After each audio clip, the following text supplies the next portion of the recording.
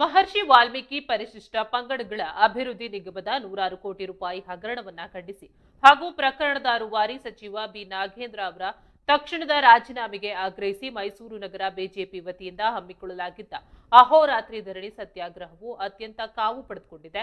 ರಾಜ್ಯದ ಭ್ರಷ್ಟ ಕಾಂಗ್ರೆಸ್ ಸರ್ಕಾರದ ವಿರುದ್ಧ ತೀವ್ರ ಆಕ್ರೋಶ ವ್ಯಕ್ತಪಡಿಸಿದ ಬಿಜೆಪಿ ನಾಯಕರು ಬಡವರ ಹಾಗೂ ದಲಿತರ ಕಲ್ಯಾಣಕ್ಕಾಗಿ ಮೀಸಲಿದ್ದ ಸಾರ್ವಜನಿಕ ಹಣವನ್ನ ಲೂಟಿ ಮಾಡಲಾಗಿದೆ ಎಂದು ಕಿಡಿಕಾರಿದ್ರು. ತಡರಾತ್ರಿಯವರೆಗೆ ನಡೆದ ಈ ಪ್ರತಿಭಟನೆಯಲ್ಲಿ ಬಿಜೆಪಿ ಜಿಲ್ಲಾಧ್ಯಕ್ಷರು, ಶಾಸಕರು, ಜನಪ್ರತಿನಿಧಿಗಳು, ಪದಾಧಿಕಾರಿಗಳು ಹಾಗೂ ನೂರಾರು ಸಂಖ್ಯೆಯ ಶಿಸ್ತಿನ ಕಾರ್ಯಕರ್ತರು ಭಾಗವಹಿಸಿ ಸರ್ಕಾರದ ವಿರುದ್ಧ ಘೋಷಣೆಗಳನ್ನ ಕೂಗುವ ಮೂಲಕ ಧರಣಿ ನಡೆಸಿದ್ದಾರೆ. ಹಗರಣದ ಸಂಪೂರ್ಣ ತನಿಖೆಯಾಗಿ ಸಚಿವರ ರಾಜೀನಾಮೆ ಪಡೆಯುವವರೆಗೂ ಹೋರಾಟ ವಿಶ್ರಮಿಸುವುದಿಲ್ಲ ಎಂದು ಈ ಸಂದರ್ಭದಲ್ಲಿ ನಾಯಕರು ಎಚ್ಚರಿಸಿದ್ದಾರೆ.